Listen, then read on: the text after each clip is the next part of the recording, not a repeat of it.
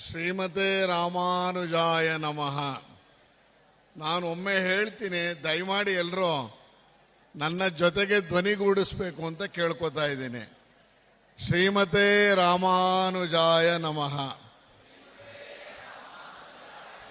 ಶ್ರೀಮತೆ ರಾಮಾನುಜಾಯ ನಮಃ. ನಮ್ಮ ನಡೆಗೆ ರಾಮಾನುಜಾಚಾರ್ಯರ ಕಡೆಗೆ, ನಮ್ಮ ನಡಿಗೆ ರಾಮಾನುಜಾಚಾರ್ಯರ ಕಡೆಗೆ. ಇವತ್ತು ಈ ಒಂದು ಐತಿಹಾಸಿಕ ಅಂತ ಕರೆಸಿಕೊಳ್ಳಬಹುದಾದಂಥ ಈ ಒಂದು ಸಮಾವೇಶದಲ್ಲಿ ನಮ್ಮನ್ನ ಮತ್ತೆ ನಿಮ್ಮನ್ನ ಎಲ್ಲರನ್ನೂ ಒಟ್ಟುಗೂಡಿಸಿರುವಂಥ, ನಾವು ನೀವೆಲ್ಲರೂ ಗೌರವಿಸುವಂಥ, ಪೂಜಿಸುವಂಥ, ಅತ್ಯಂತ ಪ್ರೀತಿ ಪಾತ್ರರಾದಂಥ ನಮ್ಮವರೇ ಆದಂಥ ಮೇಲುಕೋಟೆಯ ಯದಿಗಿರಿ ಯತಿರಾಜ ಮಠದ ಜಿಯರವರ ಪಾದಾರವಿಂದೊಳಗೆ ನಮಸ್ಕಾರವನ್ನು ಮಾಡ್ತಾ, ವೇದಿಕೆ ಮೇಲೆ ಅನೇಕ ಎಲ್ಲ ಹಿರಿಯರಿದ್ದಾರೆ, ಜೊತೆಗೆ ರಾಜಕೀಯ ಮುಖಂಡರಾದಂಥ ಹಿರಿಯರಾದಂಥ ಶ್ರೀಯುತ ಅಶ್ವಥ್ ನಾರಾಯಣ್ ಅವರು, ಹಿಂದೆ ಮಾಜಿ ಉಪಮುಖ್ಯಮಂತ್ರಿಯಾಗಿ ಸಚಿವರಾಗಿ ಕೆಲಸವನ್ನ ಮಾಡಿ ಅನುಭವವನ್ನು ಹೊಂದಿರುವಂಥ ಅಶ್ವಥ್ ನಾರಾಯಣ್ ಅವರು ವೇದಿಕೆ ಮೇಲಿದ್ದಾರೆ ಬಂಧುಗಳೇ. ಹಾಗೆ ಶ್ರೀಯುತ ಸುರೇಶ್ ಬಾಬು ಅವರು, ಜನತಾದಳದ ಶಾಸಕಾಂಗ ಪಕ್ಷದ ನಾಯಕರು, ಚಿಕ್ಕನಾಯಕನಹಳ್ಳಿಯ ಶಾಸಕರು, ಅವರು ವೇದಿಕೆ ಮೇಲಿದ್ದಾರೆ. ವೇದಿಕೆ ಮೇಲೆ ಅನೇಕ ವಿದ್ವಾಂಸರಿದ್ದಾರೆ ಬಂಧುಗಳೇ.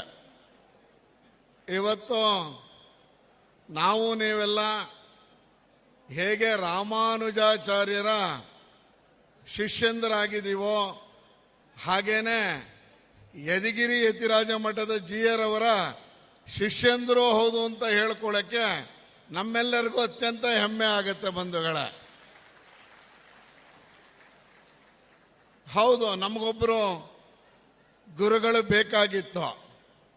ನಮ್ಮೆಲ್ಲರನ್ನು ಒಟ್ಟುಗೂಡಿಸುವಂತ, ನಾವೆಲ್ಲರೂ ಕರ್ನಾಟಕದ ವಿವಿಧ ಭಾಗಗಳಲ್ಲಿ ಇರುವವರನ್ನ ಒಂದು ವೇದಿಕೆಯಲ್ಲಿ ತರುವಂತ ಅಭೂತಪೂರ್ವವಾದಂಥ ಕಾರ್ಯಕ್ರಮವನ್ನ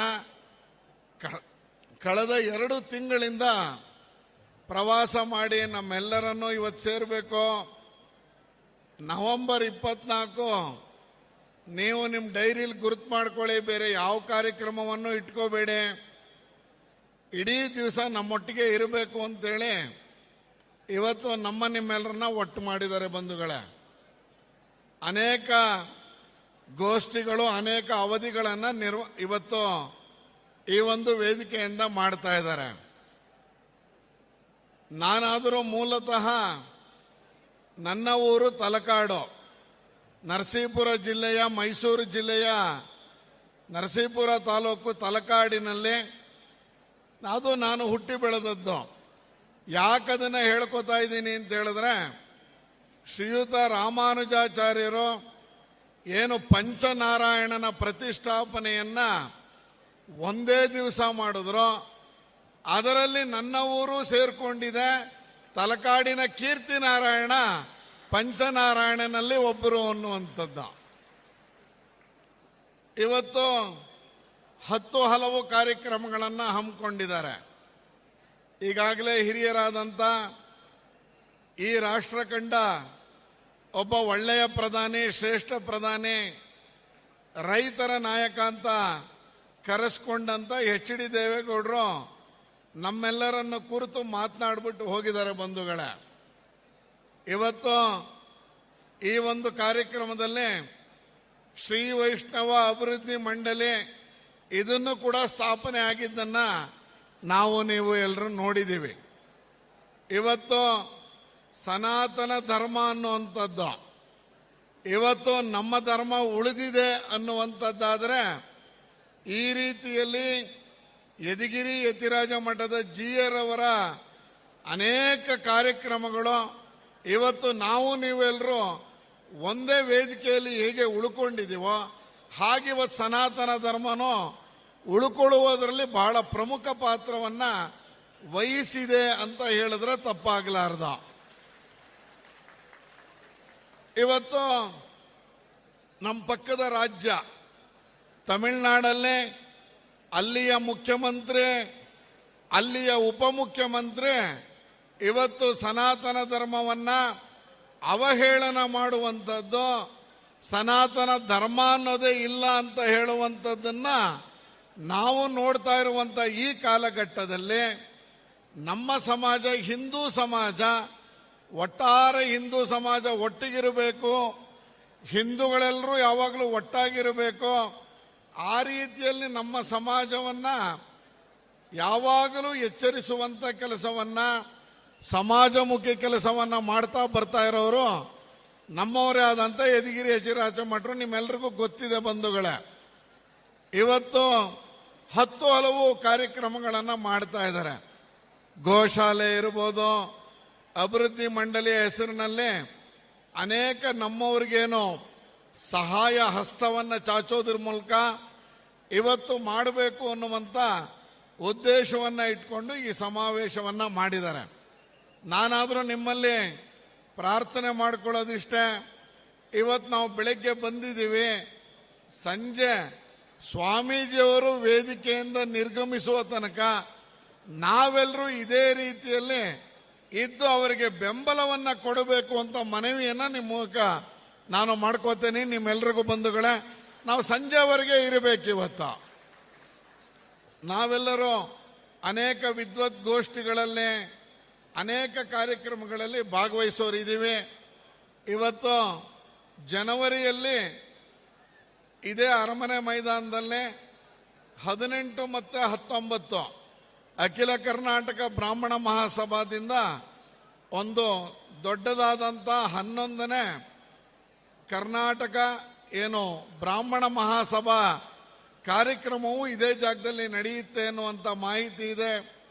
ಅವತ್ತು ಸಹ ನಾವೆಲ್ಲ ಏನೆಲ್ಲ ಇವತ್ತು ಬಂದಿದ್ದೀವಿ, ಅವತ್ತು ಆ ಕಾರ್ಯಕ್ರಮದಲ್ಲಿ ಬಂದು ನಾವೆಲ್ಲರೂ ಒಟ್ಟಾಗಿದ್ದೀವಿ ಅನ್ನುವಂಥ ಸಂದೇಶವನ್ನು ಕೊಡುವುದರ ಮುಖಾಂತರ ಯಾರು ಇವತ್ತು ನಮ್ಮೆಲ್ಲರನ್ನು ಹೀಗಳಿತಾ ಇದ್ದಾರೆ. ಮೈಸೂರಿನಲ್ಲಿ ಒಬ್ಬ ಸಾಹಿತಿ ದಸರಾದ ಸಂದರ್ಭದಲ್ಲಿ ಮಾತನಾಡ್ತಾ ಹೇಳ್ತಾರೆ, ಯಾವ ಬ್ರಾಹ್ಮಣರು ಪೂಜೆ ಮಾಡ್ತಾ ಇದ್ದಾರೋ, ಯಾವ ಬ್ರಾಹ್ಮಣರು ಪೂಜೆ ಮಾಡ್ತಾ ಇದ್ದಾರೋ ಆ ದೇವಸ್ಥಾನಕ್ಕೆ ಹೋಗಬಾರದು ಅನ್ನುವಂಥ ಕರೆಯನ್ನ ಕೊಟ್ಟಿರುವಂಥದ್ದು ನಾವು ಮೈಸೂರಿನ ಒಬ್ಬ ಸಾಹಿತಿ ಬಂಧುಗಳೇ. ಇವತ್ತು ನಾವು ನೀವು ಎಲ್ಲರೂ ಪೂಜೆ ಮಾಡಬೇಕಾದ್ರೆ ನಾವು ಎಲ್ಲ ಜನರು ಸೌಖ್ಯವಾಗಿರಲಿ, ಈ ರಾಜ್ಯ ಚೆನ್ನಾಗಿರಲಿ, ಈ ದೇಶ ಚೆನ್ನಾಗಿರಲಿ ಅಂತ ಹೇಳಿ ದೇವರಲ್ಲಿ ಪ್ರಾರ್ಥನೆ ಮಾಡಿಕೊಳ್ಳೋರು ನಾವು ನೀವು ಎಲ್ಲರೂ.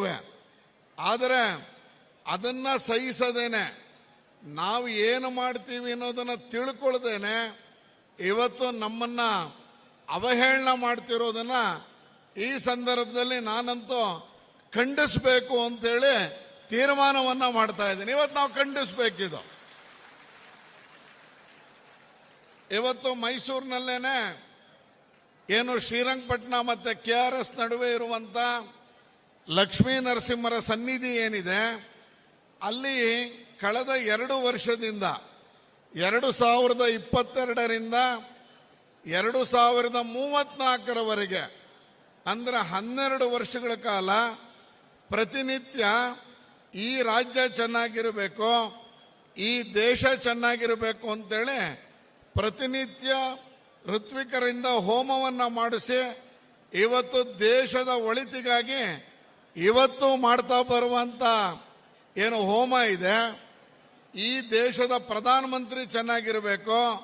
ನರೇಂದ್ರ ಮೋದಿಯವರೇನು ಬ್ರಾಹ್ಮಣರಲ್ಲ, ಆದರೆ ಈ ದೇಶ ಚೆನ್ನಾಗಿರಬೇಕು ಅನ್ನೋದಾದ್ರೆ ನರೇಂದ್ರ ಮೋದಿಯವರು ಇರಬೇಕು ಅಂತೇಳಿ ಇವತ್ತು ಹೋಮ ನಡೀತಾ ಇದೆ.